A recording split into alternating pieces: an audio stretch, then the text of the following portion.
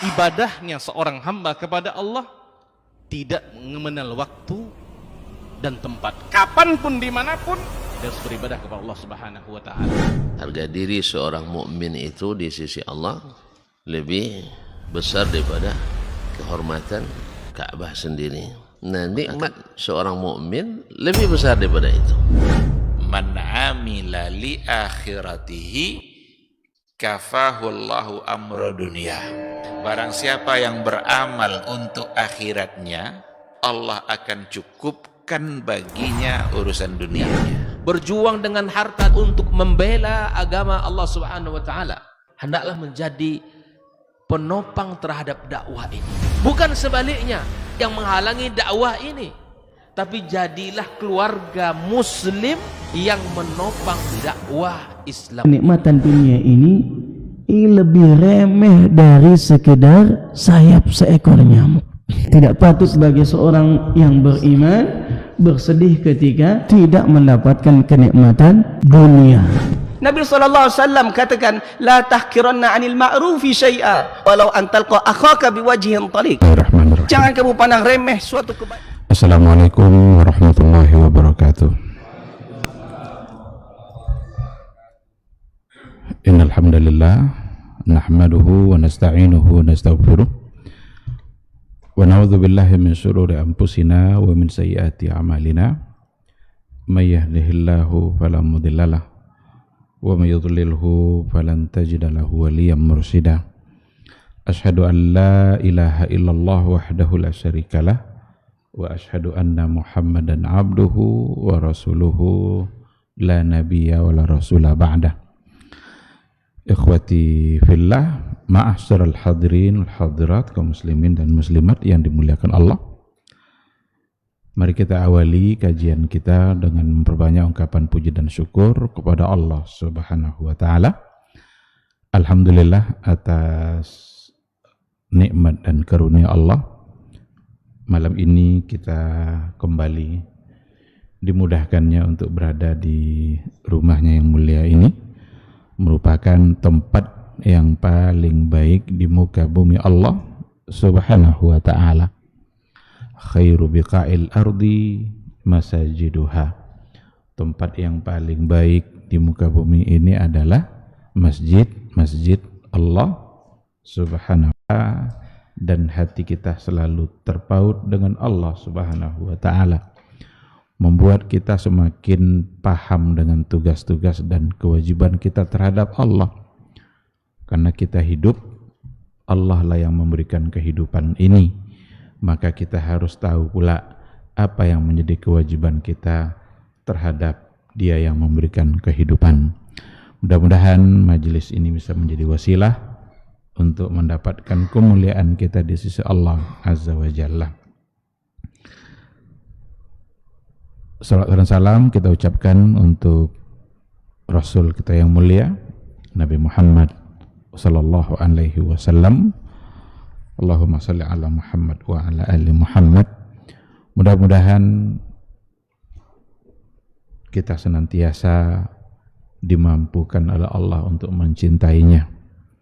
Mudah-mudahan kita selalu dimudahkan untuk membuktikan cinta kita kepada beliau, sehingga cinta tidak sekedar klaim saja, tidak sekedar ucapan bibir saja, tetapi harus ada bukti nyata dalam kehidupan keseharian kita. Minimal kita memperbanyak doa-doa baik untuk Dia yang kita cintai. Maka doa-doa baik untuk Rasul itu adalah dalam bentuk selawat dan salam. Mudah-mudahan nanti di hari mahsyar kita bersama Rasul yang kita cintai. Mudah-mudahan kita semua bisa mendapatkan syafaat dan pertolongan dari beliau. Amin, amin ya rabbal alamin. Ikhwati fillah, ma'asyiral hadirin wal hadirat, rahimani Allah wa iyyakum. Kembali pada malam hari ini kita melanjutkan kajian Maqasidus Sunnatin Nabawiyah. Untuk apa sunnah Nabi itu hadir, dan kita sudah sampai pada pembahasan bagaimana metode atau cara-cara yang tepat di dalam memahami hadis Nabi. Untuk malam ini insya Allah kita masuk pada metode yang keenam, setelah sebelumnya kita bahas pada bagian yang kelima, yaitu memahami hadis Nabi sejalan dengan maqasidul hadis. Jadi kita pahami hadis itu sejalan dengan maqasidul hadis. Dalam hal ini membedakan antara sarana dan tujuan. Ini yang terakhir yang sudah kita bahas. Alhamdulillah, mudah-mudahan kita masih mengingatnya. Intinya adalah ada di antara yang diucapkan oleh Nabi, ternyata itu merupakan sesuatu yang bersifat wasail, dan ada di antaranya apa sebenarnya yang diinginkan oleh Nabi dari apa yang dia ucapkan. Tujuan dari sebuah hadis nggak boleh dirubah-rubah karena Nabi yang sudah menentukan. Tapi kalau sarana, maka bisa saja berkembang karena zaman juga berkembang. Dakwah itu tujuannya menegakkan kalimat Allah, menyampaikan sebuah kebenaran. Wasilahnya bisa berkembang. Kemajuan zaman, kemajuan teknologi membuat kita punya banyak wasilah di dalam menyampaikan kebenaran itu. Sehingga mau pakai apa kita, asalkan itu memang tidak menyalahi, maka itu dapat dibenarkan. Karena wasilah bukanlah tujuan. Wasilah hanya sekedar sarana untuk sampai kepada tujuan. Barangkali seandainya terjadi peperangan di jalan Allah hari ini, mungkin orang tidak lagi pakai pedang, tetapi orang memakai sarana-sarana yang ada pada hari ini. Kuda-kudanya mungkin sudah berubah menjadi alat-alat tempur yang dulu tidak pernah ada pada masa Rasulullah Sallallahu Alaihi Wasallam. Itulah gambarannya. Baik, sekarang kita masuk pada poin yang keenam. Metode memahami hadis Nabi adalah dengan memahami hadis dengan cara memperhatikan kedudukan Nabi. Jadi kedudukan Nabi itu ada bervariasi ternyata, seperti yang dibahas oleh para ulama. Beliau menyampaikan sesuatu, lalu apa yang beliau sampaikan itu dilihat dia sebagai apa. Ini yang paling berjasa dalam persoalan ini menurut para ulama kontemporer itu adalah Imam Al-Qarafi. Ada namanya Imam Al-Qarafi, bermazhab Maliki. Beliau menulis sebuah buku yang biasa disingkat dengan Kitab Al-Furuq. Jadi di situ beliau membeda-bedakan Nabi itu sebagai seorang Rasul, Nabi sebagai manusia biasa, Nabi sebagai seorang mufti, Nabi sebagai seorang qadi atau hakim. Bahkan ada perkara-perkara yang memang dikhususkan hanya untuk Nabi saja. Ketika kalau seandainya ada sesuatu yang datang dari Nabi, dan jika itu merupakan kekhususan beliau, maka tidak boleh bagi kita untuk mengikutinya, karena itu hanya khusus untuk dia. Namun satu hal yang perlu diketahui adalah bahwa ketika beliau sudah diangkat menjadi Rasul, maka yang mendominasi dari kedudukan dari semua yang disebutkan tadi itu adalah dia sebagai Rasul, karena memang dia diangkat untuk menyampaikan syariat. Itu yang mendominasi. Kalaupun ada nanti hal-hal yang lain, itu sifatnya hanyalah beberapa hal sedikit, bukan itu yang mendominasi. Yang dominan dari kehidupan Nabi adalah dia sebagai seorang Rasul yang membawa risalah. Kalau dia yang membawa risalah, maka risalahnya adalah untuk diikuti, itu yang dominan. Maka tidak boleh ditafsir-tafsirkan dulu kepada hal yang lain, kecuali kalau memang ada qarinah bahwa yang dia sampaikan bukanlah merupakan sebuah risalah, atau apa yang beliau sampaikan bukanlah merupakan wahyu. Maka bisa saja ada yang datang dari Nabi tapi itu bukan sebagai wahyu. Dari sinilah para ulama membeda-bedakannya. Dia posisinya sebagai rasul, posisinya sebagai mufti, posisinya sebagai qadhi, hakim, bahkan sebagai pemimpin perang. Dan yang terakhir nanti dia sebagai dirinya sendiri dan perkara-perkara yang ada kekhususan yang dibolehkan oleh Allah untuk dia saja. Berarti tidak boleh untuk yang lain. Nanti akan kita lihat beberapa contoh yang terkait. Sebelum kita masuk kepada bentuk-bentuk bagian tadi itu, kita awali dulu dengan beberapa contoh sejarah di mana apa yang diungkapkan oleh Nabi itu ternyata bukan sebagai sebuah wahyu. Contoh, ketika terjadi perang Badar. Perang Badar itu pada tahun kedua, perang yang sangat bersejarah dalam kehidupan Nabi. Awalnya rencananya tidak untuk berperang, tidak membawa peralatan yang lengkap, tetapi orang-orang Quraisy menduga memang tujuannya adalah untuk berperang, sehingga mereka membawa peralatan perang yang cukup dan lengkap. Sudahlah jumlah umat Islam sedikit, alat perangnya seadanya, sementara orang-orang kafir Quraisy jumlahnya banyak dengan peralatan perang yang lengkap pada masa itu. Sebelum terjadi peperangan, Rasulullah Shallallahu Alaihi Wasallam mengatur satu strategi. Strategi itu adalah Nabi menunjuk satu tempat untuk dijadikan markas. Kata Rasul, sini markas kita. Kita mesti di sini. Ketika Rasul menunjuk itu sebagai tempat markasnya dalam berperang, ada seorang sahabat namanya Khabbab ibnul Munzir. Khabbab ibnul Munzir itu bilang, ya Rasulullah, ini nampak oleh kita bagaimana adabnya para sahabat ketika Rasul menyampaikan sesuatu. Dan sahabat menganggap ada yang lebih baik dari yang disampaikan Nabi. Tapi mereka dengan penuh adab. Apa kata Khabbab? Ya Rasulullah, kamu menunjuk ini sebagai markas itu wahyu atau tidak? Nah, ini pertanyaannya. Ya Rasulullah, ini wahyu kah atau tidak? Kalau sudah wahyu, la sami'na wa ata'na. Tidak ada lagi cerita kalau itu wahyu. Maka nanya dia, Khabbab nanya dia, wahyu atau tidak? Rasul bilang, la, bukan.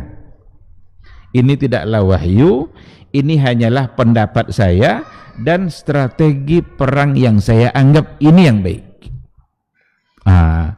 Ketika Rasul mengatakan ini bukan wahyu, barulah Khabbab mengungkapkan, mengutarakan apa yang ingin dia sampaikan. Kalau begitu ya Rasulullah, kalau memang bukan wahyu, jika itu memang hanya strategi yang kamu atur, saya punya pendapat yang berbeda. Apa itu? Kata Rasul, menurut saya markas kita tidak di sini, tapi markas kita di samping sumur Badar. Maka jadinya namanya perang Badar. Di sumur Badar itu kita buat markas sehingga kita menguasai air. Kalau seandainya nanti kita kehabisan air yang kita bawa, kita punya sumur. Seandainya orang-orang kafir Quraisy kehabisan air sudah dalam penguasaan kita. Dan akhirnya ternyata Rasulullah Shallallahu Alaihi Wasallam menerima pendapat Khabbab ibnul Munzir. Kalau begitu, baik, kita pindah markas. maka pindahlah markas itu dari yang awalnya ditetapkan oleh Nabi di satu tempat, berpindah jadinya di samping sumur Badar. Apa yang diambil oleh para ulama dari kisah ini? Bahwa ada di antara yang datang dari Nabi yang sudah ditetapkan oleh Nabi, berarti bukan wahyu. Dan sahabat ketika memandang ada yang lebih baik dan memang itu bukan wahyu, maka mereka merasa punya hak untuk mengusulkan yang lebih baik, dan ternyata Rasul pun menerima, menganggap memang itu yang lebih baik, maka ditinggalkanlah oleh Nabi pendapat dia. Maka Nabi mengatur strategi tadi, itu dia sebagai seorang pemimpin perang yang sedang mengatur strategi, bukanlah sedang membawa sebuah risalah dia sebagai seorang rasul yang diucapkannya. Karena kalau sudah wahyu, tidak ada cerita. Nabi bilang apa, jika itu wahyu, sahabat semua pasti akan tunduk, tidak akan ada satupun yang menolak. Namun memang ini perlu dikaji secara mendalam, karena jangan-jangan nanti kalau seandainya kita tidak mengerti dan persoalan, sedikit-sedikit dianggap ini adalah hal yang bukan dari wahyu. Sedikit-sedikit, oh ini kan cuma untuk orang dulu aja nih. Banyak sekali bahasa-bahasa seperti itu hari ini. Apalagi kalau datang dari orang-orang liberal, ketika mereka punya kebebasan dalam memahami syariat, dengan segala macam bentuk kebebasannya, mereka merasa bebas untuk memahami tanpa mengaitkannya ini datang dari seorang rasul. Bahkan cenderung menganggap apa yang disampaikan Nabi itu memang boleh saja berkembang asal zaman berubah. Itu tidak bisa seperti itu. Maka mesti dengan konsep, metode, dawabit, karakteristik yang memang diakui dan muktabar. Kalau tidak, ya tidak bisa. Ini satu contoh. Kita ambil contoh yang lain, sesuatu yang datang dari Nabi, ternyata memang tidak semuanya itu berdasarkan kepada wahyu. Kisah yang lain, Rasulullah SAW melewati petani kurma yang sedang membudidayakan kurmanya. Lalu mereka melakukan sesuatu yang kalau bahasa sekarang itu seperti cangkok atau apa gitu, supaya kurma menjadi lebih baik. Nabi lewat, kalian sedang apa? Kata Rasul. Ini ya Rasulullah, disampaikannya lah apa yang sedang mereka lakukan. Lalu kata Nabi, tidak usah lakukan seperti itu. Menurut saya, tidak usah seperti itu. Jangan lakukan itu. Ditinggalkanlah oleh sahabat perbuatannya tadi itu. Ternyata tahun depannya kurma tidak berbuah. Kurmanya tidak berbuah. Dan tentu saja mereka datang menemui Nabi. Ya Rasulullah, anjuran kamu sudah kami ikuti, tapi ternyata kurma kami tidak berbuah. Apa kata Rasul dalam ungkapannya? Sesungguhnya itu hanya dugaan saja.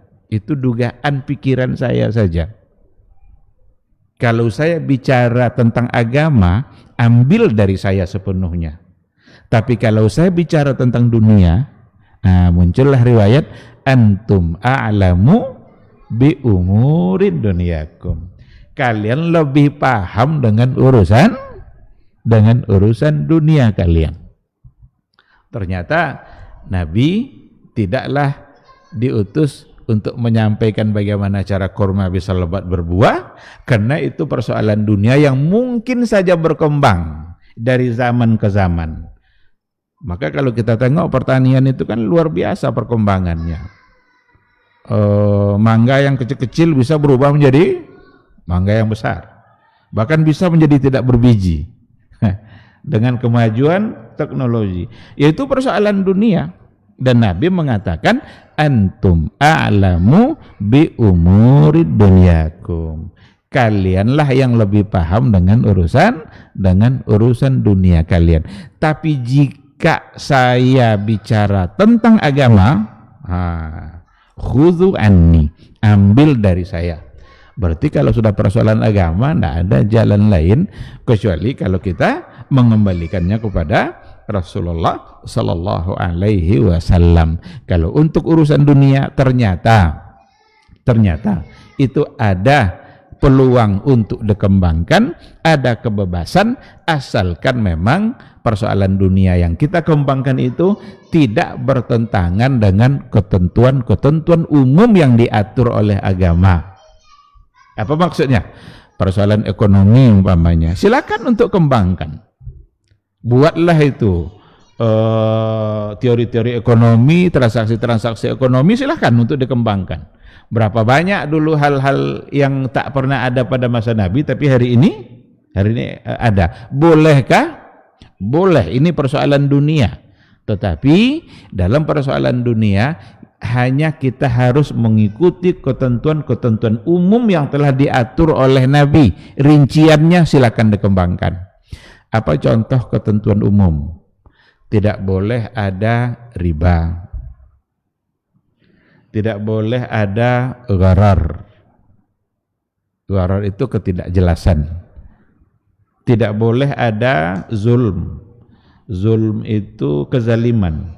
Ada hak-hak orang yang terabaikan. Kalau gharar itu pada barangnya, kalau zulmun itu pada kerjanya, pada pelakunya. Itu bedanya. Nabi masuk pasar, ada penjual tepung, dimasukkan oleh Nabi tangannya. Ini kok tidak sama atas sama bawah nih. Bawah atas kering, bawah basah. Oh, ada air yang menetes dari atas ya Rasulullah. Nabi tak percaya, sehingga Nabi mengatakan, man ghasyana falaisa minna. Siapa yang menipu dia dalam dagangannya, berarti dia menipu saudara-saudaranya. Laisa minna, tidak termasuk ke dalam golongan kami. Itu zalim karena ulah pelaku. Tapi kalau ketidakjelasannya ada pada barang, maka itu gharar. Ada hal-hal yang tidak jelas. Mangga yang masih putiknya, durian yang masih berbunga, sudah dijual, layaknya seperti menjual buah. Datanglah ke yang punya kebun, nampak putik durian itu lebat sekali, lalu dibeli seolah-olah itu buah, maka tidak boleh. Karena kata Rasul apa? Siapa yang menjamin putik itu akan benar-benar menjadi buah? Tidak ada yang bisa menjamin. Petani tidak bisa menjamin, karena itu ada di tangan Allah Subhanahu wa taala. Kapan baru boleh dijual? Hatta yabdu salahuha, sampai sudah nampak kemungkinan besar menjadi buah. Dan mulai sedikit menguning mangganya walaupun belum masak, itu berarti tanda-tanda dia akan menjadi buah. Maka kalau diperjualbelikan ada dua kemungkinan. Kemungkinan pertama, pedagang dirugikan, atau kemungkinan kedua, pembeli yang dirugikan. Seandainya lebat putiknya, ternyata yang jadi sedikit, yang rugi adalah pembeli. Kalau yang terjadi ternyata semuanya, diperkirakan 2/3 jadi, ternyata semuanya, maka yang dirugikan pula adalah sebelah pihak yang lain. Maka Islam itu menghindarkan kita untuk terjebak dan terjatuh kepada kerugian. Tidak boleh ada pihak yang dirugikan. Nah, maka itu namanya ketentuan umum yang harus dijaga. Adapun rinciannya silahkan. Berapa banyak perkembangan ekonomi? Karena dua hal yang berkembang dalam kehidupan umat manusia. Yang pertama adalah ilmu pengetahuan dan teknologi, dan yang pertama, yang kedua adalah transaksi keuangan. Ini dua hal yang berkembang dalam kehidupan manusia. Tidak bisa dihalangi, tidak bisa dihambat, karena kemajuan teknologi yang luar biasa. Sekarang kita bayar-bayar, tidak perlu lagi antri-antri di bank, di mana semua bisa selesai pakai HP. Boleh apa tidak? Hukum asalnya boleh, karena dalam muamalah hukum asalnya adalah boleh, sampai nanti ada yang melarang. oh ternyata dalam akad ini ada riba, berarti tidak boleh. Tapi ketika tidak ada, maka hukum asalnya adalah menjadi boleh. Nah, oleh karena itu tadi dalam hadis yang kita baca tadi, antum a'lamu bi umuri dunyakum, kalianlah yang lebih paham dengan urusan agama, dengan urusan dunia kalian. Tapi jika saya beritakan tentang agama, maka ambil sepenuhnya. Ini beberapa riwayat ya yang dijadikan alasan memang oleh para ulama untuk membeda-bedakan apa yang diungkapkan oleh Nabi. Ternyata ada hal-hal yang memang bukan sebagai sebuah wahyu. Ada satu kisah lagi, sahabat mengungkapkan sesuatu yang sebenarnya tidak pantas dia mengucapkan itu, karena ini persoalan agama, bukan masalah dunia.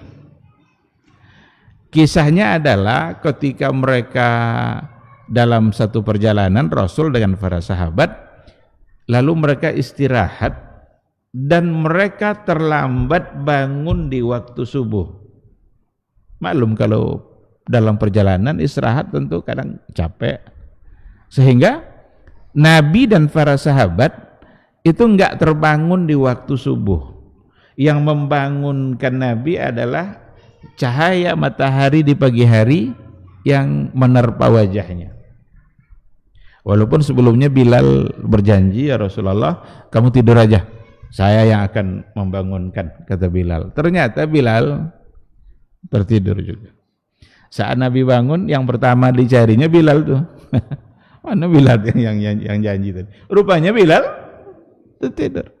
Aina ma qulta ya Bilal, mana janjimu ya Bilal? Saya capek juga ya Rasulullah. Akhirnya dia tertidur. Makanya dibangunkan, lalu mereka sholat. Ada satu yang mengucapkan, katanya, sungguh kita telah lalai. Sungguh kita telah lalai. Karena subuh di luar, mendengarkan itu, langsung dikoreksi sama Nabi. Jangan kamu ucapkan itu. Ini persoalan agama, ambil dari saya. Ini bukanlah sebuah kelalaian. Yang lalai itu kalau sengaja memperlambat, dah bangun dia, dah dengar azan, masih guling-guling aja, nantilah, ternyata tertidur. Itu yang namanya tafrid, itu namanya melalaikan. Nah, ketika sahabat tadi bilang melalaikan, Nabi langsung menegur dan mengoreksinya. Bukan, ini bukanlah sebuah kelalaian, karena bukan kesengajaan yang dilakukan. Nah, oleh karena itu dari situlah dapat diambil satu perkara penting oleh para ulama. Dalam persoalan agama memang semuanya diatur oleh Nabi, dan dalam perkara dunia ada semacam peluang untuk dikembangkan kebebasan kita. Kita mau berusaha apa silahkan, asal baik. Kita berusaha mau buka jualan apa, itu silahkan saja, asalkan tidak ada hal-hal yang tadinya dilarang. Baik, ikhwati fillah,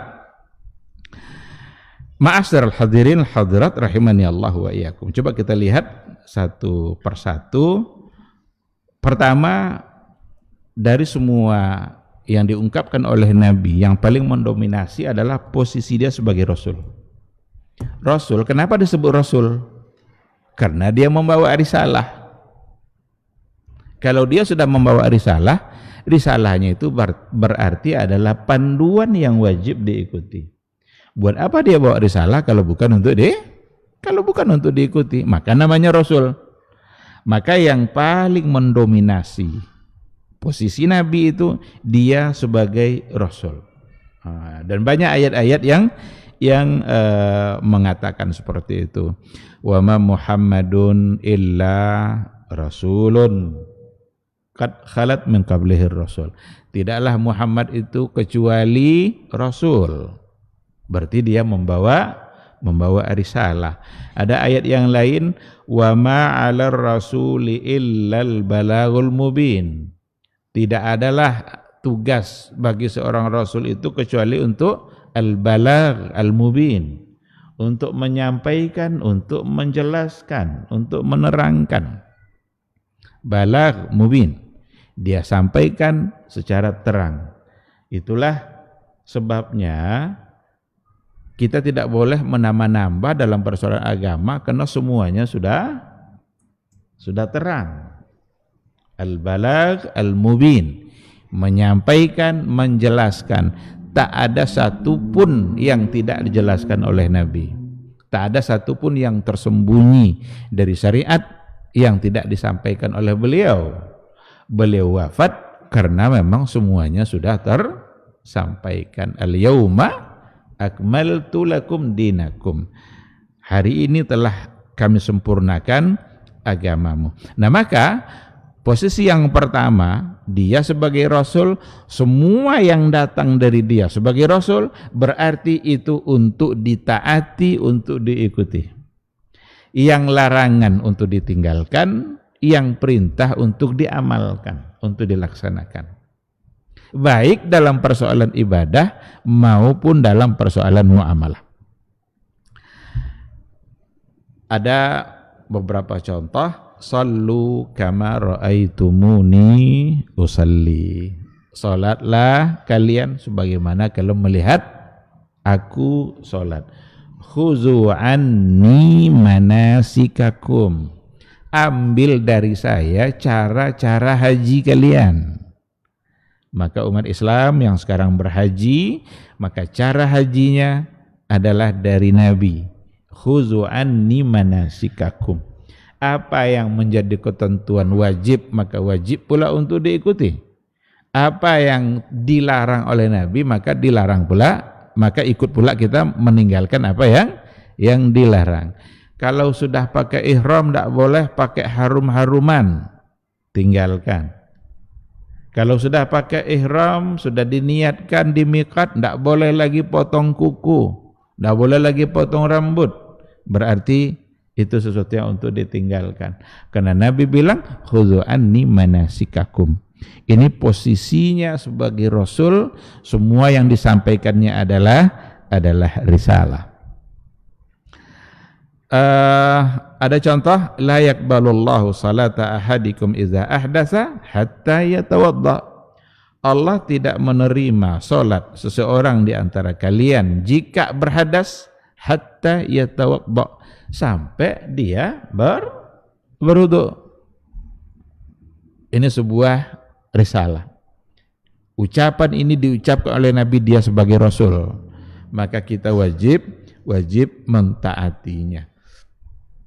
Ada naha Rasulullah sallallahu alaihi wasallam an bai'il hasah wa an bai'il gharar. Nabi melarang untuk mempraktekkan jual beli hasa. Hasa itu artinya batu. Bisa diartikan batu kerikil atau batu kecil-kecil, hasa. Ini hadis ini bukanlah larangan menjual batu kerikil. Bukan itu maksudnya. Maksudnya adalah ada satu kebiasaan pada masa jahiliyah dulu, kalau orang beli tanah itu tidak ditentukan ukurannya 4x4, 20x20, 100x100, tidak. Mereka jual beli tanah seukuran jauhnya lemparan yang mau membeli. Nah, ini batu, silakan kamu lempar batu ini, harganya sekian sekali lemparan. Sampai di mana nanti kita tidak tahu. Sama enggak kira-kira kekuatan lempar A sama B? Tidak sama. Ini badannya kekar, kuat, ototnya besar, mungkin lemparannya, sehingga harga yang sama, dia punya tanah yang luas. Ada yang kecil, kurus, belum makan, dia disuruh untuk melempar. Mungkin separuh dari kekuatan yang tadi. Harganya sama. Ada enggak gharar di situ? Ada. Jadi naha Rasulullah an bai'il hasa wa an bai'il gharar. Disebut lagi di ujung secara umum. An bai'il gharar. Praktek jual beli yang di situ ada gharar. Maka apa saja transaksi jual beli, jika di situ ada gharar maka hukumnya adalah haram. Kecuali para ulama mengecualikan ada istilahnya al-ghararul yasir, gharar yang sifatnya sedikit, yang memang tidak mungkin untuk diperjelas sedetil-detilnya. Umpama kalau kita beli rumah, tahu tidak kita pondasinya? Karena pondasinya tertanam di dalam. Apakah harus dibongkar dulu pondasinya? Tidak. Yang kita tahu cuma ada speknya. Ada ini dari batu ini, besinya segini, yang kita tahu itu. Ada kemungkinan di situ gharar, tapi ghararnya yasir. Ghararnya masuk dalam kategori ringan.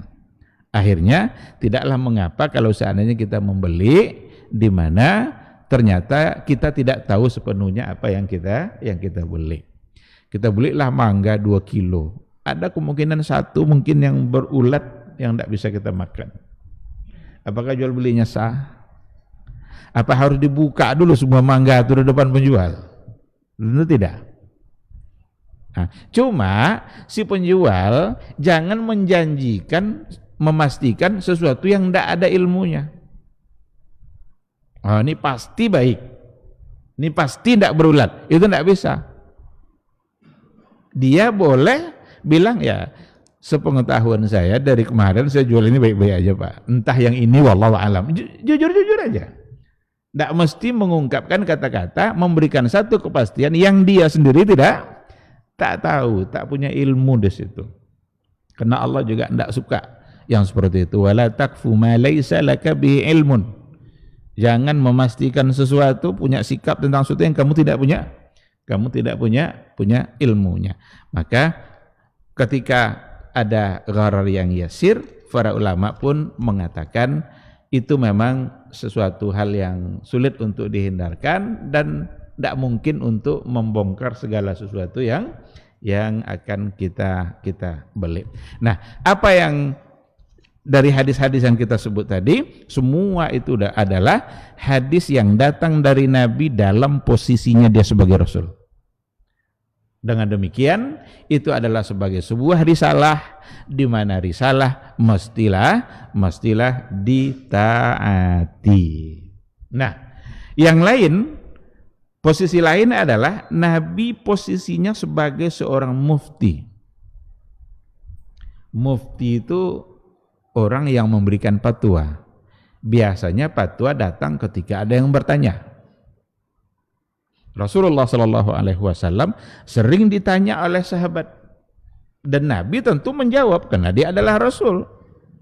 Ada di antara jawaban-jawaban Nabi yang ternyata dari jawaban itu Nabi mempertimbangkan keadaan seseorang dalam jawaban. Dan bisa saja jawaban Nabi berbeda untuk persoalan yang sama. Bisa saja jawaban Nabi berbeda untuk soalan yang sama ketika datang dari orang yang berbeda. Datanglah seorang pemuda baru menikah, ya Rasulullah, apa hukumnya mencium istri di siang Ramadan? Tidak boleh, kata Nabi, jangan. Datanglah yang sudah tua. Umur dah tua, ya Rasulullah, apa hukum cium istri siang Ramadan? Tidak apa-apa terus. Kok beda?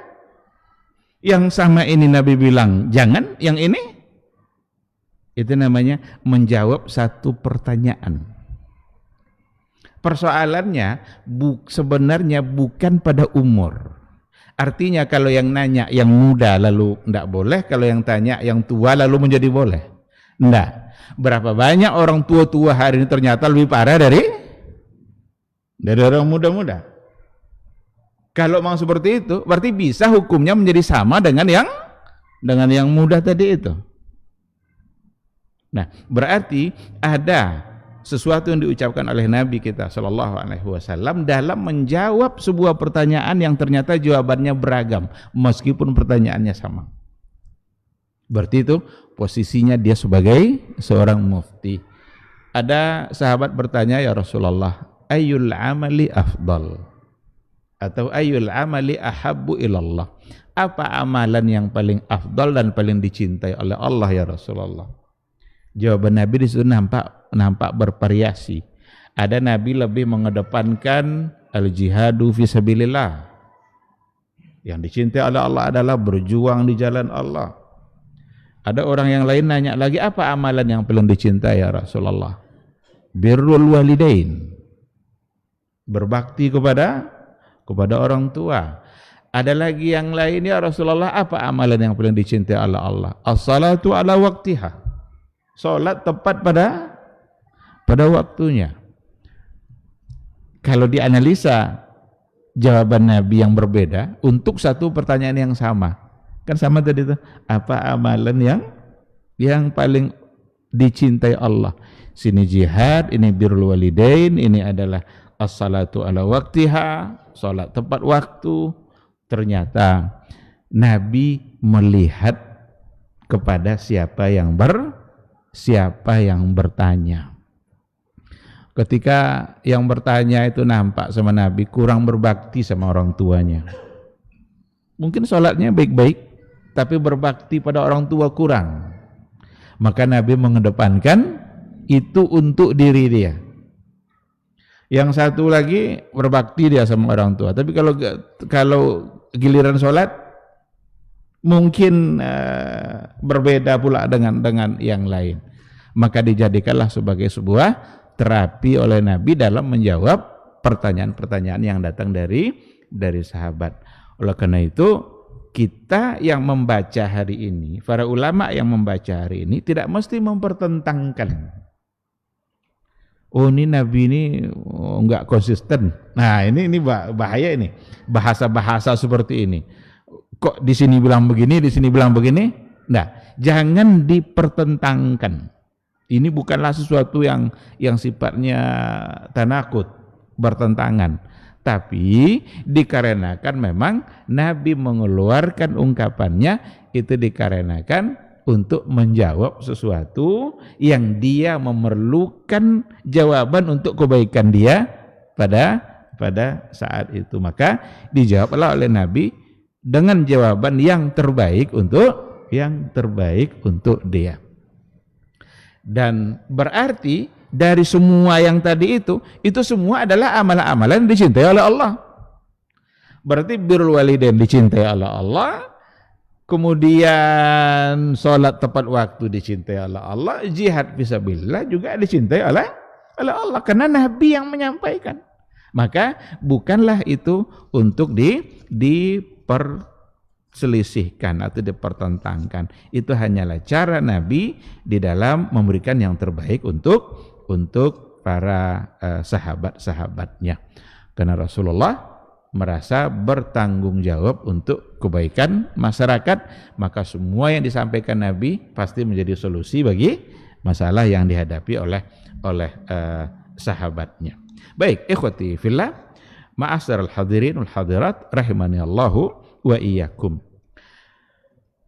Ada nanti pada poin yang ketiga, masuk waktu? Hah? Masuk atau belum? Belum ya. Ikhtilafal ulama. Nah, ini masuk waktunya berbeda ulamanya kan? Antara sudah masuk dengan belum? Berarti sudah masuk. Maka ketika ada berbeda lalu ada nas, berarti kita harus harus tunduk pada nas. Itulah nasnya itu. Silakan azan dulu.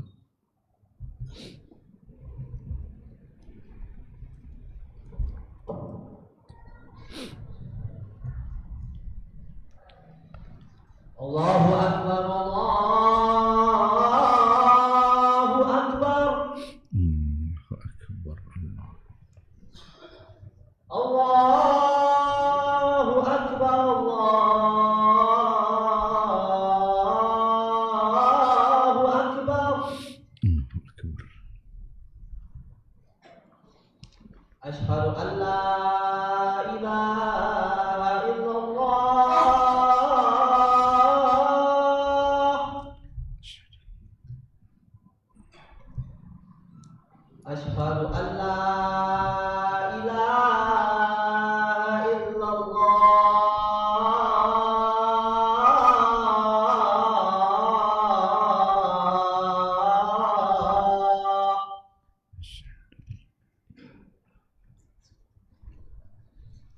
Asyhadu anna Muhammadar Rasulullah.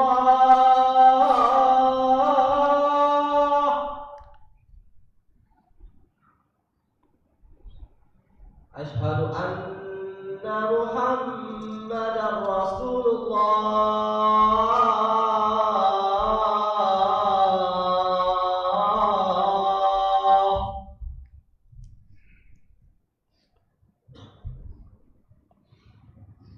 Hayya 'alas shalah.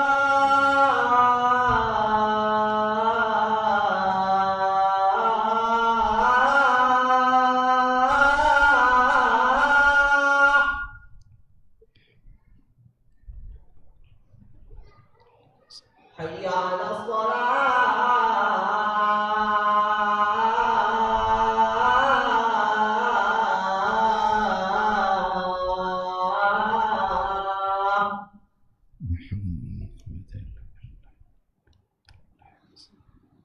Hayya 'alal falah.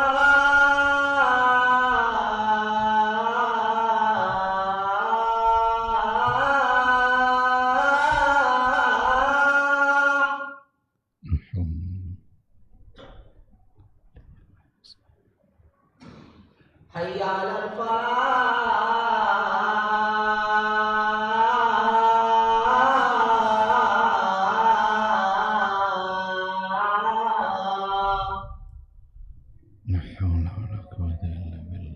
Allahu Akbar, Allahu Akbar. La ilaha illallah.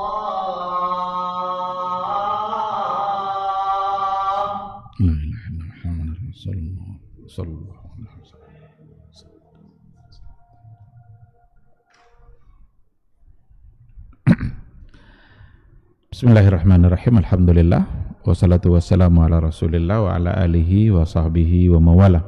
Ikhwati fillah, ma'asyiral hadirin wal hadirat rahimani Allahu wa iyyakum. Yang kita sampaikan tadi itu adalah posisi Nabi sebagai mufti. Ada juga posisi Nabi sebagai hakim, sebagai qadhi. Kalau mufti pemberi fatwa, kalau hakim qadha, pemutus perkara. Beda antara fatwa dengan qadha. Kalau fatwa lebih umum, bisa masuk pada persoalan ibadah, pertanyaan tentang ibadah, muamalah. Tapi kalau qadha, kalau mahkamah, itu biasanya pada persoalan-persoalan sengketa yang biasanya harta, kepemilikan, hak milik, harta kah, tanah kah, rumah kah, dan lain sebagainya. Kalau qadha, ketika diputuskan wajib eksekusi. Kalau fatwa, bisa aja orang tidak mengindahkan fatwa. Ketika ada fatwa dari MUI rokok haram umpamanya, banyak orang tidak mengindahkan. Ini nggak boleh, ini haram, diabaikan. Tapi kalau qadha, kalau mahkamah, wajib eksekusi. Kalau sudah diputuskan oleh hakim begini, eksekusi. Kalau dulu potong tangan atau rajam, cambuk. Kalau sekarang ya barangkali penjara. Pokoknya kalau sudah ada keputusan, maka wajib dieksekusi. Nah, Nabi juga di antara posisi dia dalam kehidupannya, dia memutus perkara. Cuma berdasarkan kepada hadis, Rasul memutuskan perkara benar-benar dengan apa yang zahir yang dia pandang berdasarkan bukti-bukti yang ada. Seandainya ada yang berbohong, kan berarti ada haknya itu yang terabaikan. Karena lawannya berbohong, berhasil dia mendatangkan bukti-bukti palsu, saksi-saksi palsu, akhirnya dia dimenangkan. Karena hakim memang memutuskan berdasarkan bukti. Bahkan dalam kajian siasat syariah itu diberikan penjelasan, hakim tidak boleh memutuskan berdasarkan ilmunya. Umpamanya dia tahu ini yang benar ya, tapi tidak ada bukti dia. Tahu dia, Berarti dalam ilmunya ada kalau nampak dia orang tadi, tapi ini tidak bisa mendatangkan bukti.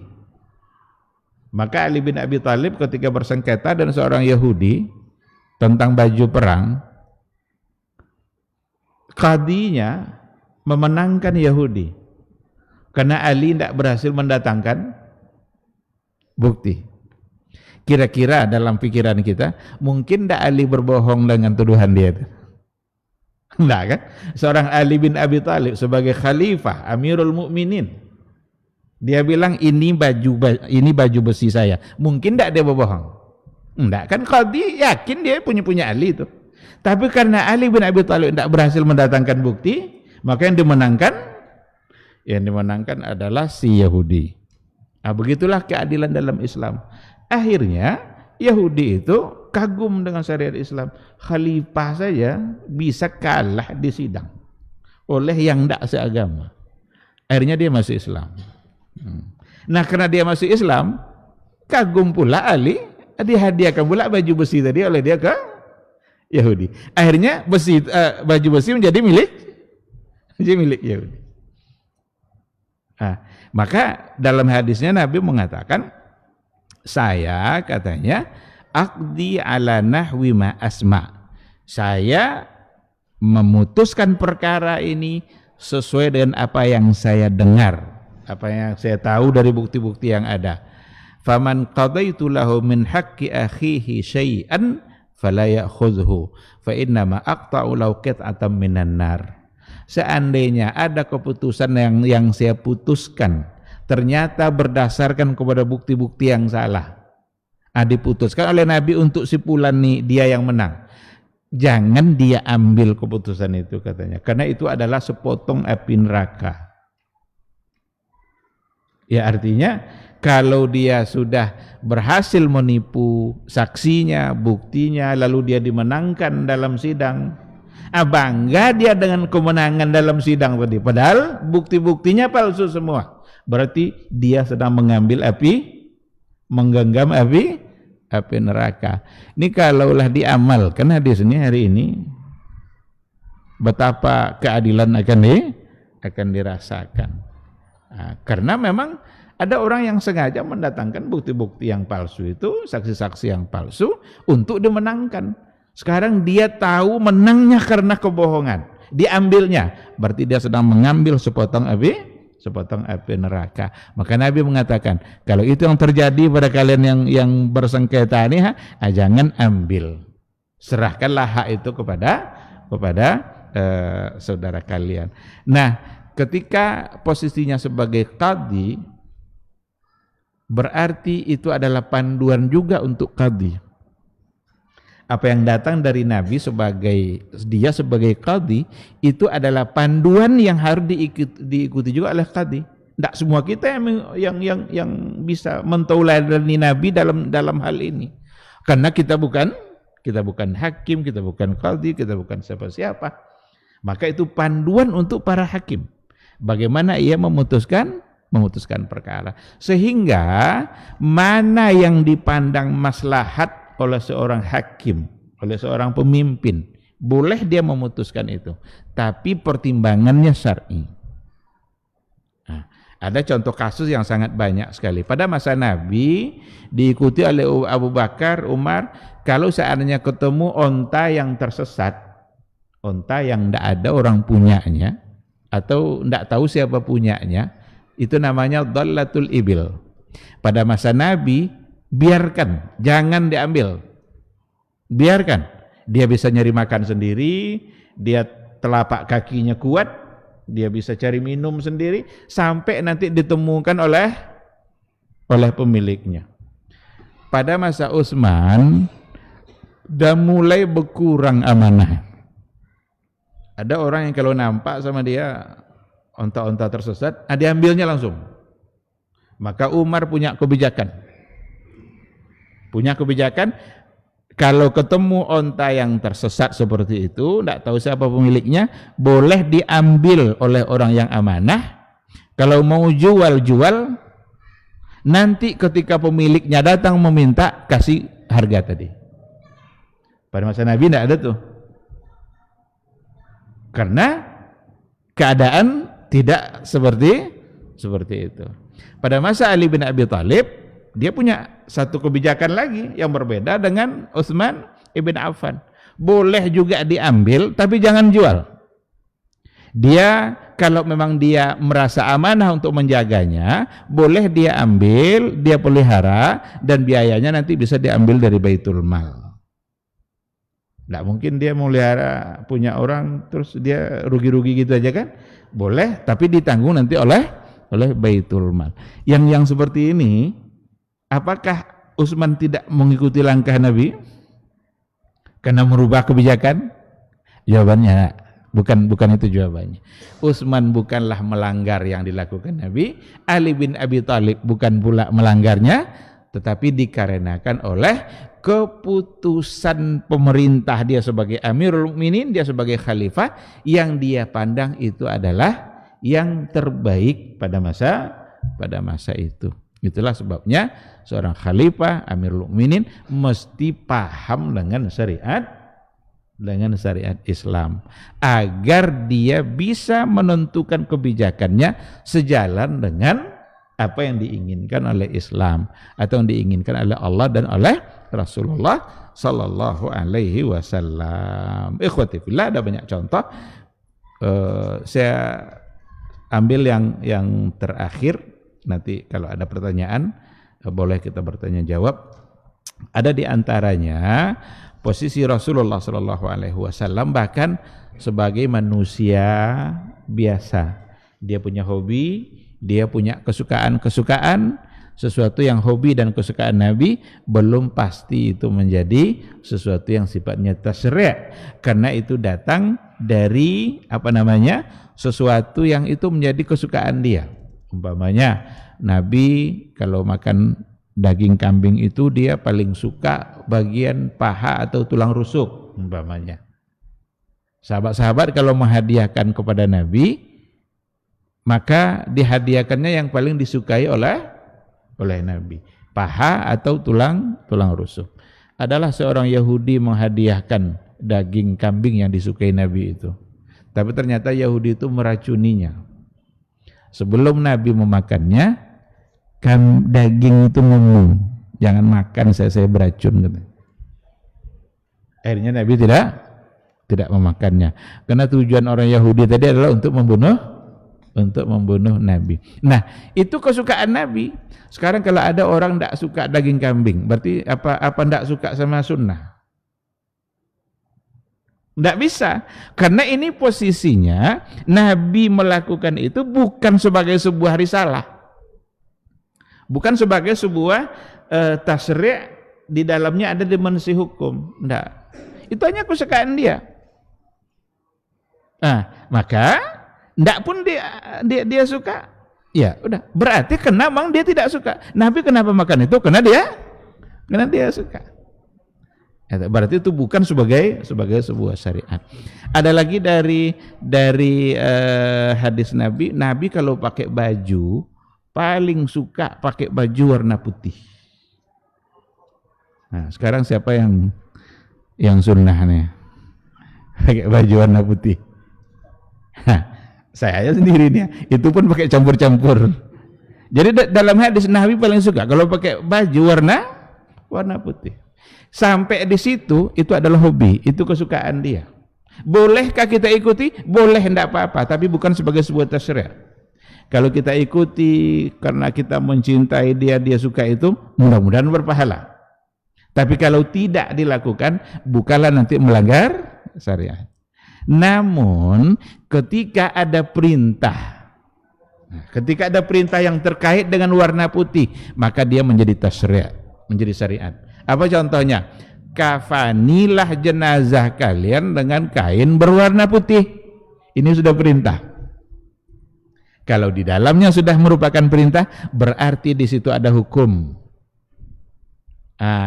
Berarti untuk kita taati. Tapi sekedar menggunakan untuk dipakai sehari-hari yang warna putih, itu adalah kesukaan Nabi. Kalau kita lakukan, silakan. Mudah-mudahan dengan keinginan kita untuk melaksanakan yang beliau lakukan, mudah-mudahan dikasih pahala. bukti cinta, tapi tidak sebagai sebuah syariat.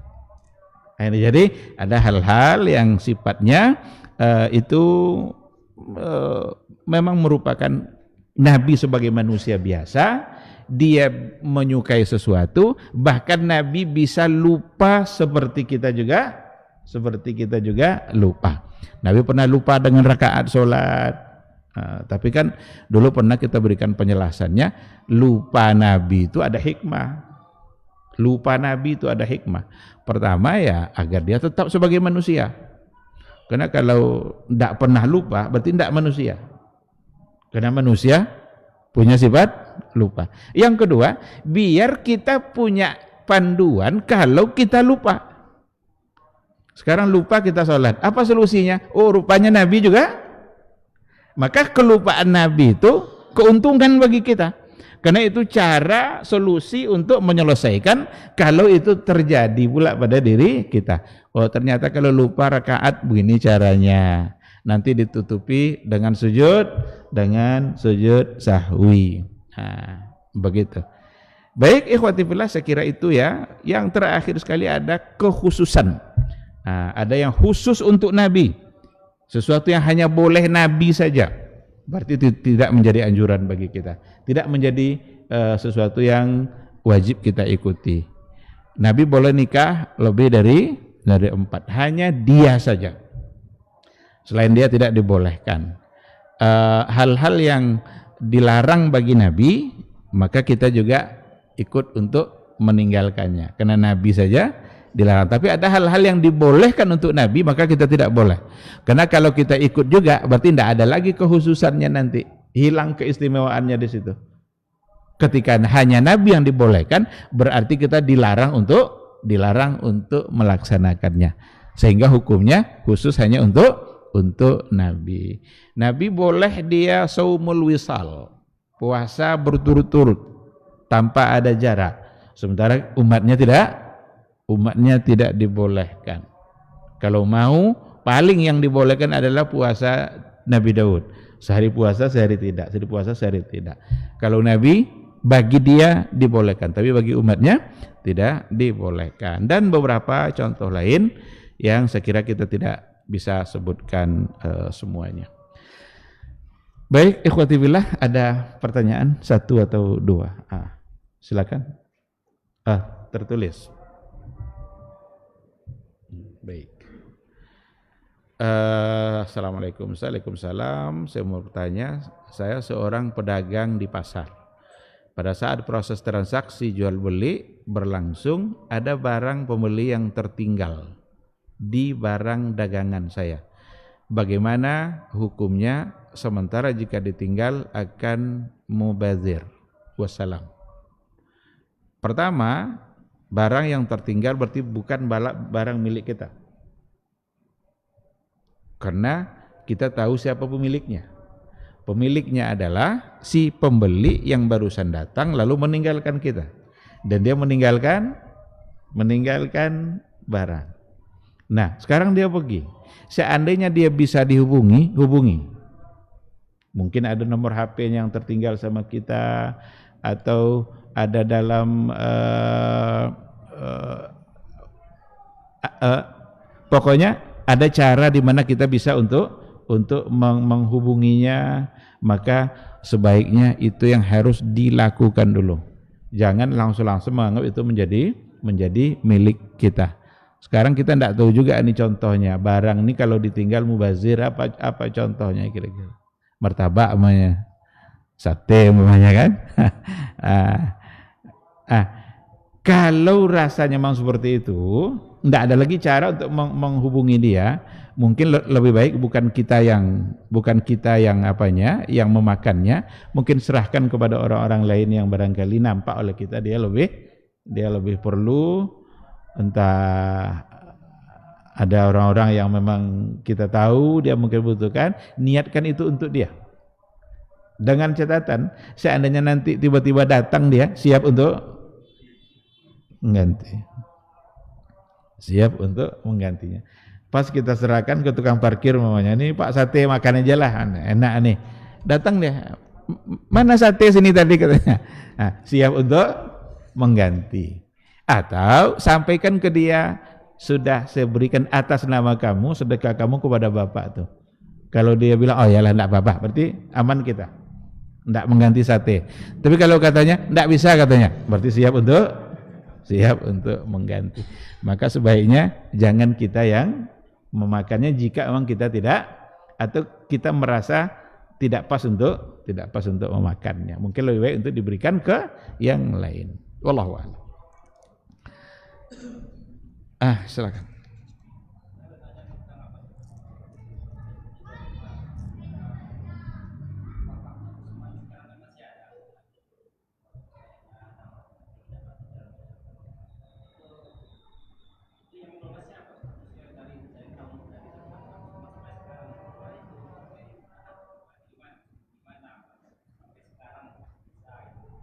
Iya. Biasanya hal-hal yang seperti itu, seperti wakaf, zakat, infak, sedekah, itu ada lembaganya. Kalau dulu Baitul Mal, ada Baitul Mal ya, barangkali Baitul Mal juga berkembang kan? Ada semacam lembaga barangkali yang mengelola hal-hal yang seperti itu, sehingga manfaatnya dirasakan oleh orang-orang yang memang membutuhkannya. Itu bahkan hotel yang di depan Ka'bah itu wakaf Malik Abdul Aziz, raja yang masa dulu. Bukan berarti orang tinggal situ tidak bayar, enggak. Cuma semua yang dihasilkan dari itu, semua yang dihasilkan dari pengelolaannya itu digunakan untuk kepentingan fakir miskin atau kepentingan orang-orang yang membutuhkan. Tentu ada lembaga yang mengelola. Biasanya seperti itu. Wallahu a'lam. Bukan atas nama itu pribadi-pribadi, tapi ada semacam lembaga yang memang mengelola. Apalagi besar seperti itu. Karena ada yang bilang seperti itu kan, wakaf Utsman yang dari dulu ternyata masih ada.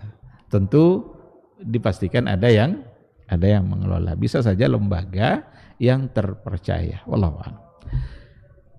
Baik, ikhwati. Masih terakhir.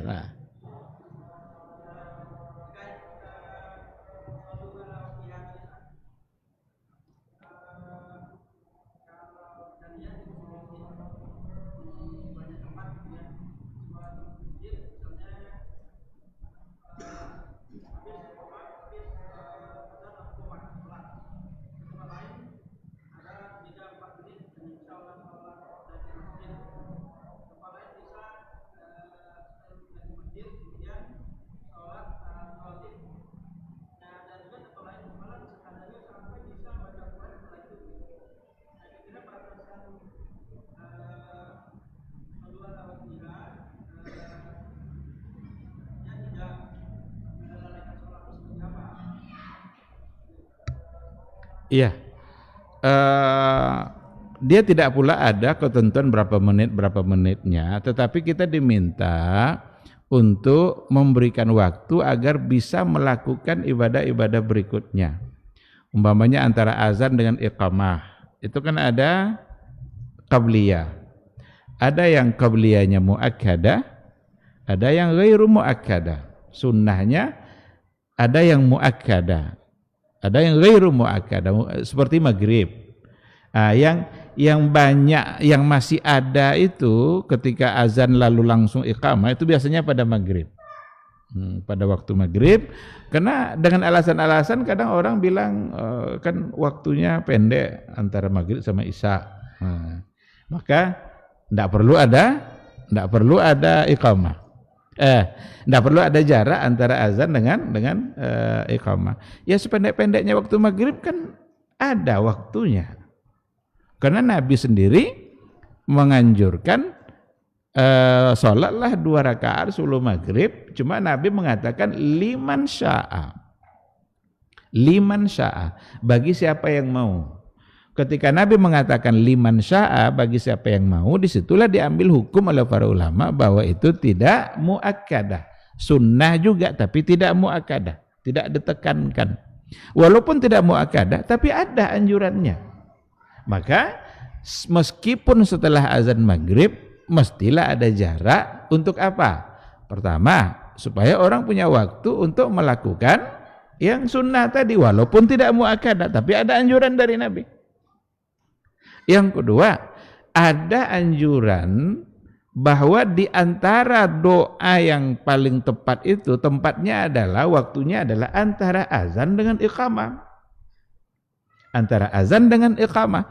Sehingga seandainya kita setelah azan langsung iqamah, berarti kehilanganlah waktu yang tepat untuk berdoa.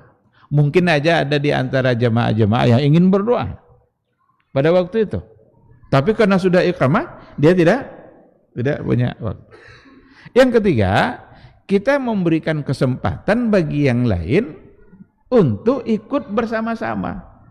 Karena ada orang kadang udah masuk dia ke kamar kecilnya di rumahnya, udah bersiap-siap dia, cuma kena agak lama sedikit dalam toiletnya, pas dengar langsung iqamah tuh enggak jadi dia ke masjid.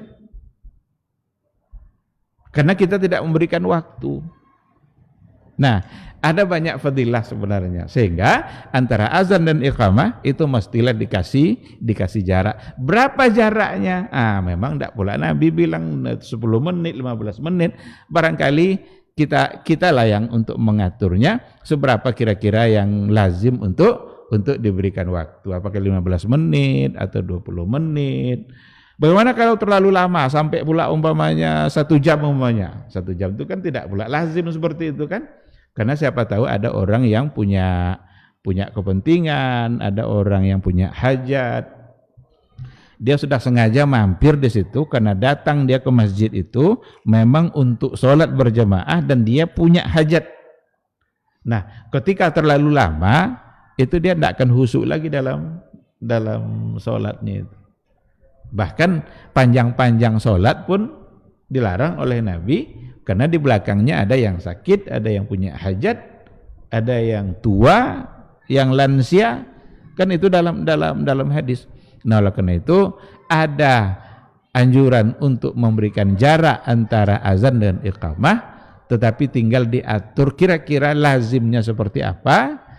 Bisalah kita lihat secara tradisi kita kira-kira seperti apa. Barangkali bisa saja nanti mungkin maghrib tidak selama yang sholat lain, bisa saja karena dengan alasan lebih pendek, tetapi tetap harus ada jarak untuk memberikan kesempatan untuk sholat sunatnya atau untuk berdoanya, karena tempat waktu yang paling afdal untuk berdoa itu justru adalah antara azan dengan iqamah. Itulah yang paling tepat untuk kita bermunajat kepada Allah di antara waktunya. Wallahu subhanahu wa ta'ala a'lam.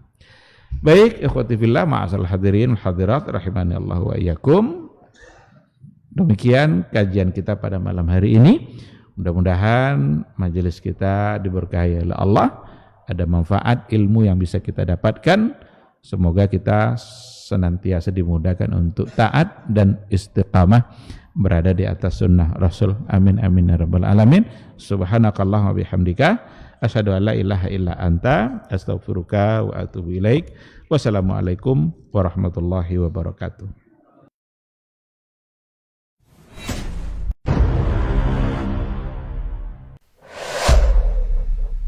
Dunia dan seisinya ini bagi Allah tak sama nilainya dengan sebelah sayap lalat. Barang siapa yang beramal untuk akhiratnya, Allah akan cukupkan baginya urusan dunia. Sayati zamanun 'alan nasi as-sabiru fihim qalqabit al-jamarah. Akan ada satu masa di akhir zaman yang berpegang teguh dengan agamanya seperti orang yang sedang memegang bara